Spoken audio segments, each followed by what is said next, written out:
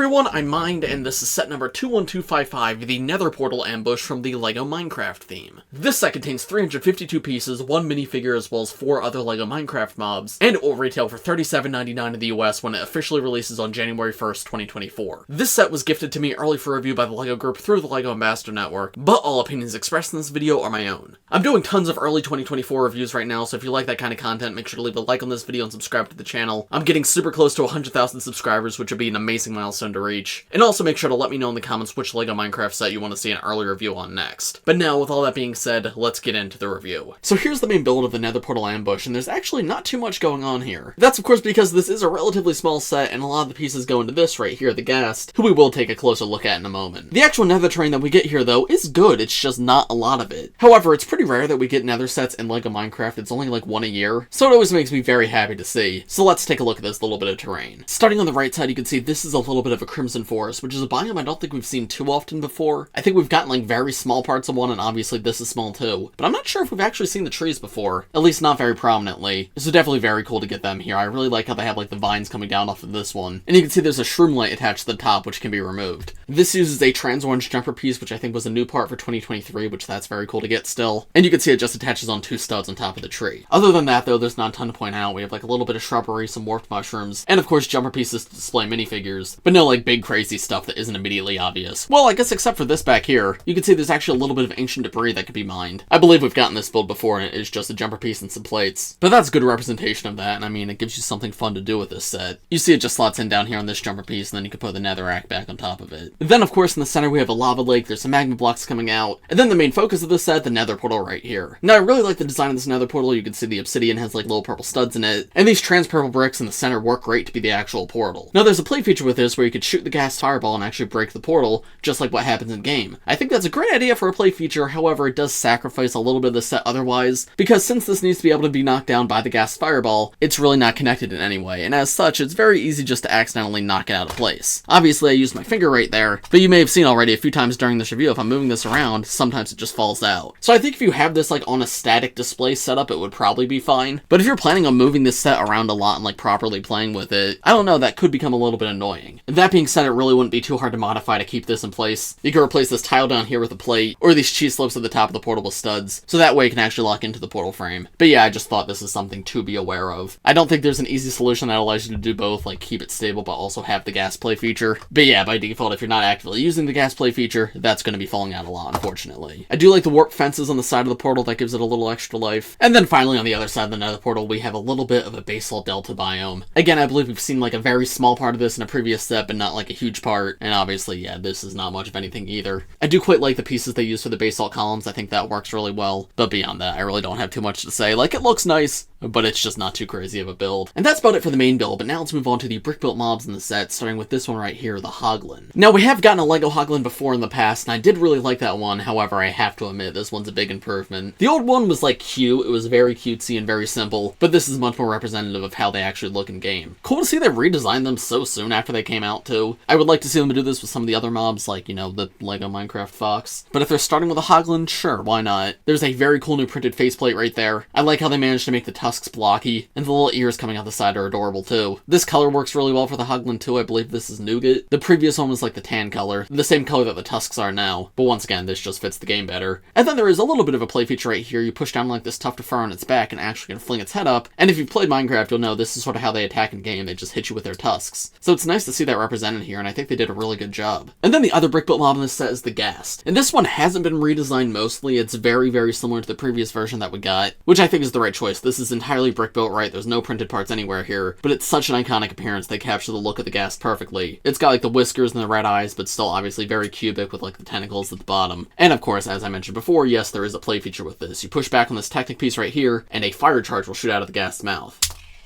That fire charge piece is printed. Again, I don't believe it's new. Pretty sure it's the same exact one we used to get, but definitely cool to see it come in more sets, and you get a total of 2 of it in this set. So that way, if you lose one or you just want to reload, you can. The tentacles underneath are all in little hinges, so you can move them around if you want. And down here's the one change that I noticed from the previous version. You can see one of the tentacles is not like the others, because this one has an anti-stud underneath. Now you can make it look somewhat like the rest just by pulling it back, and from the front now you can't tell any difference.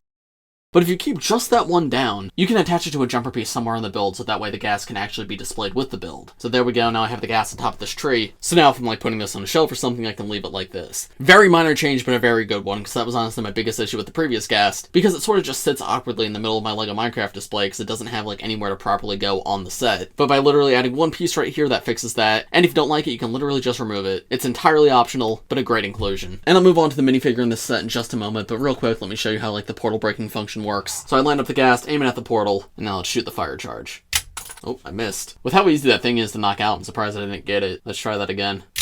There we go. So cute little build, I think that's a fun play feature, but obviously because of the inclusion of the ghast, everything is a little bit small. But of course, that's not everything in this set, so now let's take a look at the one full minifigure as well as two more mobs, and then I'll give you my overall thoughts on everything in this set. And here's the one minifigure in this set, and this guy's described as an Orc Warrior, which that's kind of interesting. I don't know if I necessarily see it, but sure, I guess this is an Orc. It kind of just seems like a knight with green armor. Sand green is a very cool color though. I don't think we've seen that in LEGO Minecraft too often, aside from like Alex's shirt. Nice level of detail in the torso though, like obviously yes, everything's pixelated. But I do like the metallic silver up there, as well as like on the buckle. It feels like a little more detail than we get from some other LEGO Minecraft figures. Yellow eyes is kind of interesting too. I don't know, I like this figure. I think he's a great addition to just like the LEGO Minecraft skin collection. In terms of accessories, nothing too crazy going on. We have an enchanted bow, which is a very, very common part. Obviously a nice one to get if you're new to LEGO Minecraft, but if you've been collecting like even in the past year, you probably have lots of this part. And then same thing on the other side, diamond pickaxe, like obviously very iconic from Minecraft. Makes sense to be coming in sets, but comes in lots and lots of sets. So nothing too crazy. So yeah, that's about all I have to say for this guy in terms of just an exclusive skin for a set. I like him, happy he's here. And then the final two characters in the set are two LEGO Minecraft Magma Cubes, which are just player heads, but with Magma Cube printing instead, and obviously no body, they're just the Magma Cube. These guys are genuinely awesome though, like again, they have come in sets previously, but they're not super common. And it's nice to get two here and not just one. Like if you wanted to make a big LEGO Minecraft Nether display, this wouldn't be a bad set to get multiples of, because you get two Magma Cubes, the Ghast, and the Hoglin, all of which are great figures. But yeah, good additions to the LEGO Minecraft world, but again, very, very simple figures, literally just one piece. I do like the printing on them though, like there's a reason they haven't changed. I think they're really good. And so, overall, what are my thoughts on this set? Honestly, I like this set a lot. I think they did a really good job with it. The price is a little iffy. It's not the worst, but it's also not the best. The set feels a lot smaller than it actually is because of that ghast. That ghast does take up a lot of the part count. So the terrain feels like a $20 set. But then I guess we have to ask the question, do the ghast and everything else bring the value up like $18? And no, I don't think so. The set's definitely like one of those that's really good 20% off, but at full price it seems a little bit too pricey. But it entirely just depends on you and your budget. I will say this isn't like a must-have set. Nothing here is like too crazy or new. Like the skin is nice, the new Hoglin's nice. But if you've been collecting LEGO Minecraft previously and nothing here like jumps out to you, I don't think this is one you need to like drop everything and get. That being said, if you like Nether stuff, if you've never gotten a Nether set before, this is a really fun one. I think they did a great job with it. And as someone who does really like Nether sets, I'm happy to have another one in my collection. So overall, I think there's a lot to like here, but there's also like not really any FOMO. If you don't want it, you don't want it. You're not missing out on too much. But of course, those are just my thoughts. Let me know what you guys think of this set in the comments below. As I mentioned at the beginning of this video, make sure to leave a like on it, subscribe to my channel if you're new, and let me know in the comments which LEGO Minecraft set you want to see reviewed next. But I think that's about all I've got for this one, so thanks for watching everybody, I hope you all enjoyed, and I will see you in the next one. Bye!